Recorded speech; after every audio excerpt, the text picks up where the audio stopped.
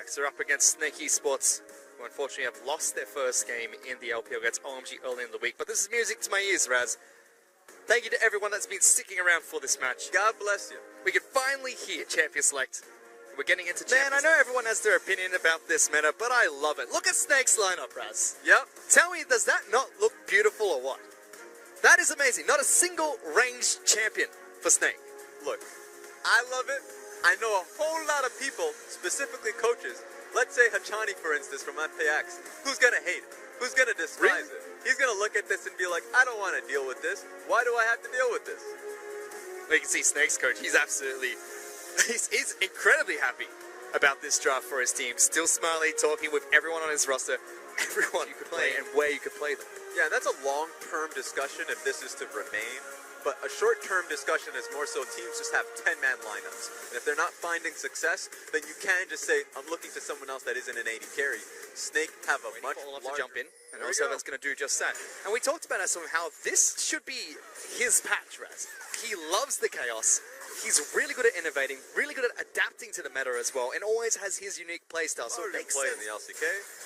And now they're utilizing it versus FPX. Well, this was one of those compositions with Darius in the bottom lane. LWX already going incredibly low. Ignite is ticking. One more tick will be enough, and it is. First blood picked up by Hudia on Shen. Yeah, it's a kill lane, my friends. Darius and Shen, you get taunted. Sure, they can move to those positions of the map nice and easy. Yeah, you got to get it right. So, honestly, the question is probably what moves this game along. Your advantage based off that trade alone, that Sofm and Maestro can do this. So Snake are winning the bottom side of the map, but now they're going into the jungle as well. That was a 2-level advantage for Sofm, but it's a 3-man advantage for Fun plus Phoenix. Maestro's in trouble, taken out by Singing. They try to chase for Sofm, but he pops the Ragnarok, is able to get away. L-Shot caller, a lot of time for Snake. They have to make that advantage in mid lane again. Well, Sofm's first move into the jungle doesn't work out. Meanwhile, in the mid lane, he put to sleep by Cool. Paddle's not coming out, but he flipped away. Oh no, Cool, what a prediction! Jumps over the wall as well. The veteran finds Sofm, gets another kill. Cool is an excellent investigator. The man said, wait a second, where did you go? He has flash, he has to be over the wall. There's only one wall in front of me. I'm gonna get there. Oh no, Hudia now jumps over the wall, but Chris says, not today, buddy. Slams the ground, gets a kill for himself. FPX, they're not here to play, Raz. They're here to win. All right, I'm 7-minute time off. So now we get to see this play happen. What the heck happened? So let's see. So Hudia gets the kill. Wonderful. Don't even know how he was that low to begin with, but he's going to have to pay an iron price. The man gets hit over the wall. I love this cow.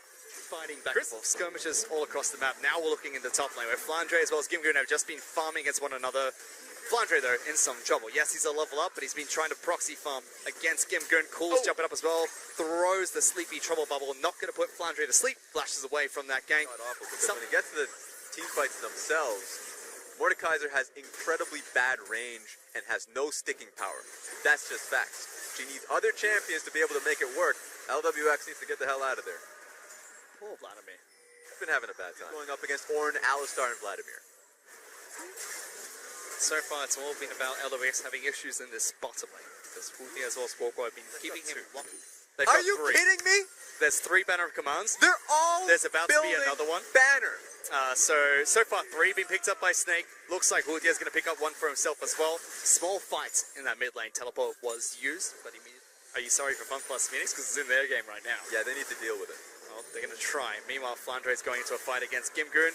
Ultimate comes out, locks him down. One more attack might be enough. Flashes forward, but gets Stand United come out from Hudia. Decides not to turn around and go for the fight. Screen earlier that now that it's a much faster paced game with the current meta, that 1 or 2 team fights could be the win it all. Yep. It seems like FPX bottom lane. They're going to be able to take this dragon. So Singed is going to be the one that forces the Vladimir to stay there. Singed should be able to move mid with his team. That is a numbers advantage, and especially with the Shurelias that unfortunately he just used for whatever reason. Void Staff for Cool, because even though it seems like a skirmish happening here, gotta get out of there. He's fine.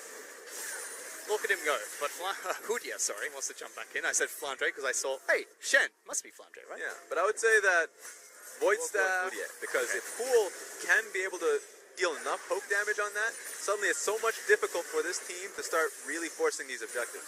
Oh, but Chris has been flung back as a team. Headbutt goes down to Flandre, knocking him back, but that's going to be the first casualty. Alistar's going to fall. Those bicep curls didn't do too much for him. They've got a ghost of Chris now. That man did his bicep curls, and he's looking to go for a fight against his team. Gimgoon, where did that one horn go? You meant to throw it at the enemies there, but 1 kill, 2 kills picked up by Snake. Now Snake seems to have a Baron for themselves. They're moving everybody towards this Baron pit as well. 2 members in the mid lane for FPX. They currently have LWX split pushing on the bottom side of the map. He wants to teleport in as well. But Snake already getting this Baron down to about half health. Cool wants to jump in the pit, doesn't get too much poke damage down. Gimgoon wants to try and charge him where he can. Flandre flips him back out. 2,000 hit points on Baron. LBX is trying to jump in. Cool wants to see if he can go for the steal. Jumps in. Portal's not going to be enough. Taken away. Olaf gets the Baron for Snake. Cool's trying to gun down Hootia, but the rest of FPX are trying to collapse as well. LBX can't find any kills at the moment. Hootia finally going to fall inside the Baron pit. Sofm, that's the wrong way. Tries to chase down Cool. Portal jumped over the wall. Not going to do too much, but it's a 1-kill trade for FPX. 1 for 1, but still Baron buff going to Snake. Exactly. Going up against Cool's poke.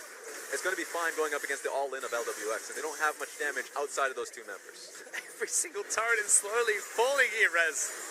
Snake have found a way to make this siege work, and they're moving towards the base of Fun Plus Phoenix. I mean, there was a thread on Reddit a couple of days ago that Riot has made every single game a Gigabyte Marines game, Raz. Yep. If you cover the nameplates, I think they'll both be Gigabyte Marines, I should say. Sofm used to work with their coach, Syndicate. Syndicate would be so proud this is happening. And he'd be so proud of Sofm having the most CS in this match. He has 300 CS for his team. Snake are finally going to try and break into the base as well. Flandre going fairly low. Maestro's in trouble as well. Gimgoon's looking for a fight. Sofm gets the first kill. Picks up Ragnarok, tries to charge out. Gorgor wants to pop off, wants to get more kills for his squad, but has to back away. The full melee composition is going fairly low. Cool is trying to chase them down, but they do get back to base, and they take a base turret with them. Oh, maybe Cool can get this one for himself. Now he actually, he healed up quite ridiculously. But to your point, that was maybe that's on LWX to pick a Yasuo perhaps. And Raz, there's even an Ohm Wrecker being picked up by Sofm as another full-blown team fight breaks out between the 2 squads. Cool, first person to fall. Sofm gets that kill. He pops fairly low. Siggy tries to follow through, but Maestro's got his back. Gets the revenge, takes 1 more down. FPX still holding on to 3 of their members. Snake, 4 strong, pushing more into the base. Quack pulls 2 back, gets 1 execute. Come on and slam! LWX forced to use the stopwatch. Udia piles on in as well. 1 by 1, the fun stops for Fun Plus Phoenix as LWX is the last member alive, desperately trying to defend against the onslaught of Snake Esports. And just as you'd expect, they're looking down at this Vladimir like, do we want to touch this? Do we actually want to deal with the Vladimir? Let's check our watches. You know what? Cool's coming up in about 10 seconds. Let's not. Let's actually play it cool. Let's play is available for Gimgoon. They're trying to attack on the right side of blue buff, but Sofm jumps back in. Chris tries to go in for a play, gets a good knock-up, pops his ultimate. Flandre already knocked down to half health. Maestro forced to use his own stopwatch, but meanwhile Darius is low as well, but they kill Chris. They get 1 member of FPX, but it's only the support. Mordecai is going to fall off the back of that, and somehow FPX win a team by Flandre. He killed the turret! Raz, he killed the turret they were teleporting to!